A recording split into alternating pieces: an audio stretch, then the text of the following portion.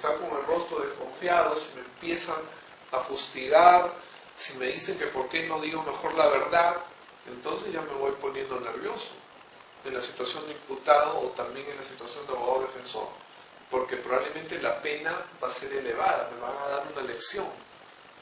Y en ese sentido, yo absolutamente le creo lo que decía este amigo, nunca le vi en esa actuación, pero sí le creo que conseguía que las personas reconozcan. Porque en ese momento, ¿no?, ante una manifestación de sinceridad, probablemente podían encontrar alguna benevolencia. Y eso era conveniente para la situación que estaban enfrentando.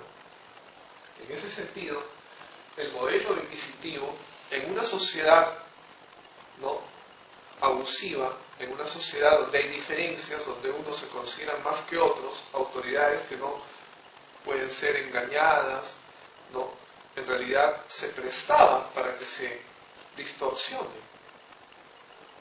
Y entonces no hemos podido considerar la existencia de un juez ni siquiera orientado hacia la imparcialidad.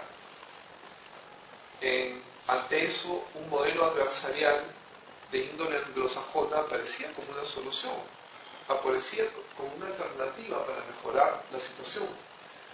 Y entonces, en la visión de una constitucionalización, se analizaba cuál es el mensaje de la Constitución, ¿no? Para César San Martín, ustedes no sé si lo habrán escuchado, pero en una Constitución hay un programa, y ese programa se debía desarrollar. Cuando algunos expositores decían el proceso sumario es inconstitucional, querrían decir que de la Constitución se desprendía un proceso diferente. Y en la mente de los autores del Código Procesal Penal del 2004, el Código Procesal Penal vigente en Guaura es un proceso diferente. Y si tomamos la orientación anglosajona, que no ha venido necesariamente por una influencia directamente norteamericana, pero sí por una influencia de países influenciados por Norteamérica, ¿no? Normas, Pablo Talavera ha reconocido que parte del trabajo que él hizo fue inspirado en normas italianas, y nosotros sabemos que Italia estuvo influenciada por Estados Unidos luego de la Segunda Guerra Mundial mientras estuvo ocupada. Igualmente Alemania estuvo ocupada, y ahí se dio una gran mezcla, ¿no?, de la norma alemana con la norma anglosajona. Pero también ha venido por normas costarricenses. En Costa Rica hay un modelo acusatorio. Han venido normas que se han tomado de Chile, y han venido normas que se han tomado de Colombia. Colombia ha invitado más a Estados Unidos, y los chilenos, más serios lamentablemente que nosotros, hicieron pasantías en Estados Unidos, ¿no? Andrés Weiterman estuvo en el Bronx, y vieron cómo funcionaba el modelo y tomaron lo que consideraron que se podría hacer en Santiago. El tema es que ese modelo anglosajón, por vía indirecta que ha influenciado en el Perú, define al proceso penal como guardián de los derechos constitucionales del procesado, y también como realización de la pretensión punitiva. Como guardián en el sentido de que la idea es superar, ¿no?, lo que hasta ahora había venido funcionando, que los abogados estaban apelando al Tribunal Constitucional vía las acciones de amparo y las acciones de habeas corpus. Teóricamente, el juez de la investigación preparatoria es un órgano que debe resolver esos conflictos que hoy día motivaban a que se vaya al Tribunal Constitucional o a los jueces constitucionales vía amparos y habeas corpus. Para eso está el tema del control del plazo, ¿no?, y diversas facultades que tiene el juez de la investigación preparatoria para que no se tenga que acudir al Tribunal Constitucional. Y en ese sentido, el juez de la investigación preparatoria es un guardián de los derechos constitucionales del procesado, es una obligación que tiene, y esa es una interpretación garantista, ¿no? De otro lado está la realización de la pretensión punitiva. No se quiere finalmente que se genere impunidad. El nuevo modelo está dispuesto para conseguir un equilibrio. La pregunta es, ¿qué tanto está funcionando eso en nuestra realidad? Nosotros hoy en día tenemos información de que el modelo en Colombia está ingresando a crisis. y el modelo en Chile también está en crisis. El modelo peruano no podríamos decir que no. Hay muchos problemas en relación, y diríamos que probablemente en la medida en que recordemos lo que ahora hemos dicho, vamos a encontrar algunas explicaciones. Los modelos funcionan en determinadas realidades. Nuestra realidad es bastante diferente a la realidad anglosajona. Y si bien es cierto, se han adaptado algunas normas, no todo necesariamente está funcionando, porque pasa por los operadores jurídicos. Y los operadores jurídicos, policías, jueces, fiscales, procuradores, requieren conocer el modelo, requieren tener instrumentos y requieren tener una mentalidad. Hace ya algunos años me dijeron una anécdota, ¿no? Que unos abogados activos estaban analizando en Piura, ¿no?, la próxima venida del nuevo Código Procesal Penal y decían, ¿y va a arrancar el nuevo código? Sí. ¿Y crees que nos irá bien? ¿Quiénes lo van a aplicar? ¿Van a venir nuevos jueces? ¿Nombrarán? No, van a ser los mismos. Y los fiscales los mismos. Y la policía la misma. Entonces no va a funcionar. Así decía una persona mayor. El tema es que no se puede en un momento u otro entre seres humanos, como se dice a veces, cambiar caseteras. Y estamos todavía pagando el precio de todo el inquisitivismo en que se ha desenvuelto el proceso penal en el Perú. En estos momentos diríamos que se ha dado un gran avance. Si bien es cierto, ustedes podrían interpretar lo que yo digo que hay en mis palabras algo de crítica, sí, yo soy crítico, pero también estoy absolutamente convencido que el nuevo Código Procesal Penal del 2004 es superior al Código de Procedimientos Penales de 1940. Sin embargo, lo que creo es que se deben todavía dar algunos ajustes más, ¿no?, para que pueda realmente hablarse de que se ha constitucionalizado el proceso penal. Finalmente, la Constitución, ¿no?, supuestamente es hija de los constituyentes. Los constituyentes son representantes del pueblo elegidos y que tienen un matiz, ¿no? No son extranjeros, viven en una realidad que es la nuestra. Y evidentemente el mensaje que está, o el proyecto, o el programa, como diría San Martín, que está en la Constitución de 1993, no necesariamente se condice con todo lo que ha sido normado, ¿no?, a partir del Código del 2004. Precisamente ese era uno de los debates que se daba entre la visión de Arequipa, con Jorge Salas Arenas a la cabeza, y la visión de Trujillo, ¿no?, con un amigo que probablemente ustedes lo deben de conocer, un juez superior que estaba de presidente de la segunda sala, Víctor. ¿Cómo? No.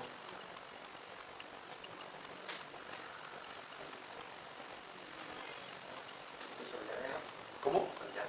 No, un juez de Trujillo, Burgos Mariños. Bueno, se sabe supuestamente que ha habido una posición fuerte de interpretación del nuevo Código Procesal Penal que estaba en la cabeza de Arequipa y la otra en Trujillo, aunque yo sé que también hay quienes tienen posiciones diferentes aquí en Huaura, ¿no?, y la sustentan. Claro. Bueno, yo lo que les digo es que los conflictos en realidad todavía no han terminado. Para mí algo de lo más grave, porque ya se sabía, y era algo, un riesgo conocido, el hecho de que cuando se da un cambio procesal penal se producen críticas, los periodistas saltan, que hay impunidad, se dicen muchas cosas. A mí lo que más me llama la atención es el tema del surgimiento de la criminalidad organizada, y no me refiero sobre todo al tema de las extorsiones y también al tema de los sicarios. Es sobre todo en el norte, no me refiero acá. Me parece que ahí ha habido un grave problema en el trabajo operativo. Pero bueno, como les dije, pienso que todavía estamos en camino de la constitucionalización del proceso penal. Me lo hace pensar el hecho de que he visto sentencias en las cuales, por ejemplo, la parte agraviada no parece estar en la misma condición que el imputado. A veces se percibe que en la interpretación de muchos jueces el imputado ocupa un lugar especial que la parte agraviada, a pesar que la condición que tiene la parte agraviada es la más inocente, ¿no? Sin que se requiera que exista nada más una presunción, como no es la presunción de inocencia. Yo creo que en todo caso lo más interesante van a ser las preguntas y estoy aquí para tratar de responderlas. Muchas gracias.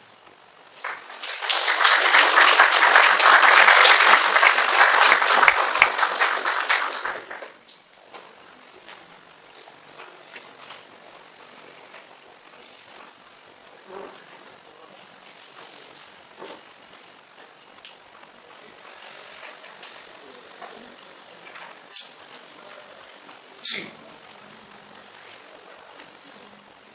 Doctor, hay un tema que me parece que merecería ser debidamente desarrollado y de acuerdo a los postulados que usted ha venido a expresar acá, ha tocado incidentalmente varios de ellos.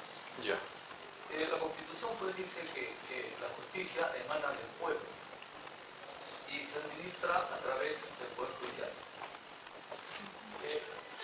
Yo tengo la impresión de que no es tan exacto como reza así en términos de la Constitución, porque si la justicia emana del pueblo, el pueblo tendría que, en cierto momento, en cierto estadio del proceso judicial, administrar la justicia.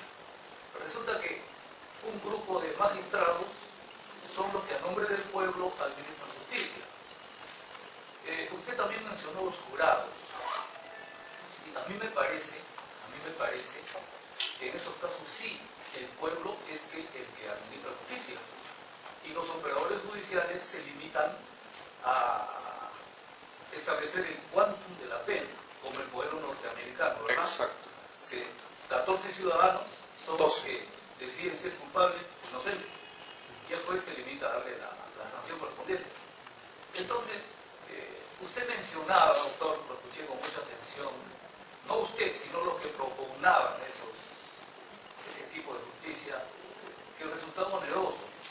A mí tampoco me resultaría oneroso, en mi punto de vista, porque bastaría con ampliar un poquito la sala de juzgamiento para que entre el jurado, eso sería todo.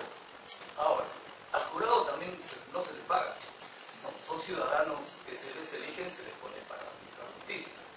Entonces, a partir de todas estas reflexiones, doctor, me gustaría escuchar su opinión y, dicho sea de paso, lo felicito porque usted ha ejercido realmente una magistratura aquí muy comprensible y precisamente por eso genera todo este tipo de interrogantes, por lo menos en el teatro. Muchas gracias por la pregunta, realmente muy bien. Efectivamente, o sea, el tema es que entre los anglosajones por lo menos, y ahí hay que ver también un poco las diferencias, ¿no? de cultura. Entre los anglosajones, cuando una persona pasa a ser jurado, en realidad le pagan todo su sueldo completo. Si los que están siendo procesados son integrantes de la mafia y hay amenazas, ellos pueden estar encerrados todo el tiempo que dure el proceso, protegidos, ¿no? Pueden ser un par de meses, digamos. La diferencia es que los procesos entre ellos son bastante céleres. Lamentablemente entre nosotros tenemos una cultura diferente. Así como hay abogados que aprecian su tiempo y consideran determinado caso, más bien ya pueden tomar otro, hay los abogados que con un solo cliente alargan el plazo y son más o menos como la reflexión del médico, ¿no? Que cuando el hijo fue y le dijo, papi, ¿te acuerdas de tu enfermo? Sí, ya lo curé. Hijo, con ese enfermo has estudiado tú, toda tu carrera, tu hermano, tu hermana. No debió de sanarlo. Entre los abogados sucede algo parecido a veces, ¿no? Ya se pactó un contrato y entonces mientras se extiende en el tiempo y hay un cliente seguro, lamentablemente. El tema es que yo recuerdo, para estar un poco más en conocimiento, he empezado a litigar ya no solo en Lima, sino en Trujillo. Y en Trujillo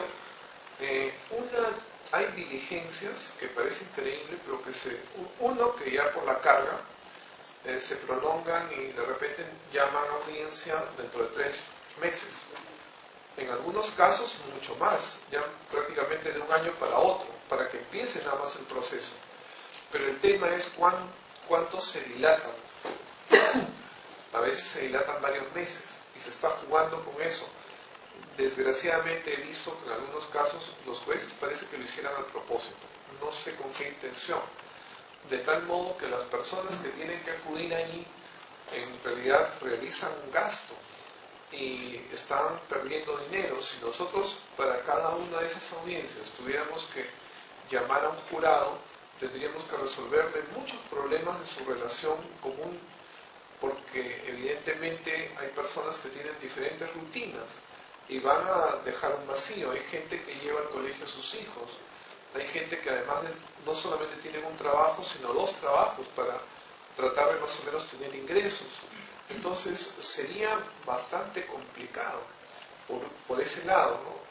Y de otro lado también está el tema de lo económico. Hoy en día uno de los temas que también se temen son las amenazas. Nosotros hemos visto, sabemos que, no sé acá, sinceramente no lo sé, pero en Trujillo, los fiscales y jueces hay quienes están amenazados. Y evidentemente eso quiere decir un gasto, porque hay algunos que sí temen gravemente, ¿no? Y tienen un policía al lado, ya no les queda otra opción. Le pasa también a los jurados. Los jurados tratan a veces de ser extorsionados. Entonces, yo pienso que sería algo bastante complicado, ¿no? Entonces, probablemente la solución que se ha dado de no tener jurados sea lo mejor. Ahora, en relación a la representatividad que podríamos decir que tienen los jueces, lo cierto es que es un tema que también se refleja un poco en el Tribunal Constitucional, ¿no? Se decía que si los ciudadanos son los que dan el poder para que se genere una constitución vía delegación, porque no se podría dar una asamblea donde todos los peruanos estemos reunidos para darnos una constitución, entonces la gente delega en quien tiene más o menos ideas que considera afines y aparece eso razonable.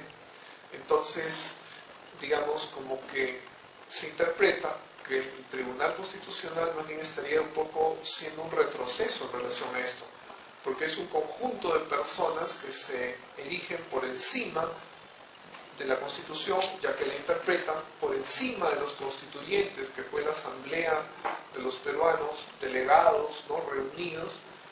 Entonces el Tribunal Constitucional aparece teniendo más poder que todos, como decía, y son un grupito que está ahí también delegado, ¿no?, elegidos de diferente manera. El tema es que parece que, dada la complejidad ya de las sociedades humanas modernas, no hay otra solución razonable más que la delegación. Y en este caso, los jueces, por esa vía, ¿no?, a través de su nombramiento por el Consejo Nacional de la Magistratura, que por lo menos entre nosotros es un organismo que está conformado por personas que vienen de diferentes instituciones, es donde habría más garantía de que efectivamente adquieran su condición, ¿no?, de autoridad en función de la interpretación de que nace esa autoridad de la delegación de poderes, ¿no?, por vías directas e indirectas. Pienso que probablemente lo ideal sería otra cosa, pero dadas las condiciones económicas, nuestras mentalidades y formas de organización, creo que lo que se ha hecho es lo más razonable.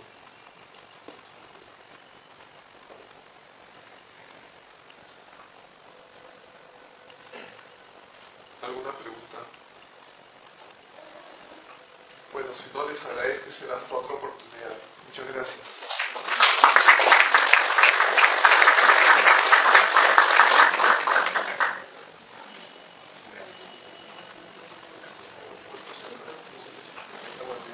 Señores, bueno, buenas noches. Agradecemos la presencia del doctor Pedro Angulo. Solamente para mencionar algunas cosas. Hay algunas horas, señores, que van a ser recuperadas, ¿ya? Posteriormente se está armando ya un módulo adicional para recuperar todas las horas. Eso es con respecto al primer punto. Con respecto al segundo punto, la próxima semana el evento, el módulo se va a realizar el día jueves, ¿ya? Jueves a la misma hora. Nos toca con el doctor Gustavo Poma, ¿ya? Comienza ya a partir de acá los módulos de procesal penal. Entonces tenemos la presencia del doctor Gustavo Poma y posteriormente de acuerdo al programa. Hubo algunas preguntas que quedaron en el aire y quizás sería bueno observarlas acá. Me preguntaron en inicio el módulo o el diplomado estaba diseñado para que sean los miércoles y jueves. ¿Bien?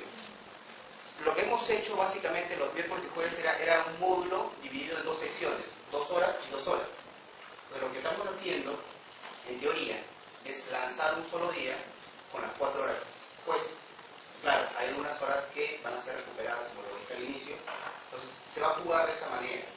El próximo jueves comienza el doctor Gustavo Poma de 6 de la tarde hasta las 10 de la noche. ¿Bien? Y repito, es procesal. El auditorio está por plan, o es abajo en el auditorio Justy, o está acá, pero de todas maneras vemos ya la forma como ubicarlo. En relación, hay un tema también que me comunica la administración. Ya se está enviando la lista de los que han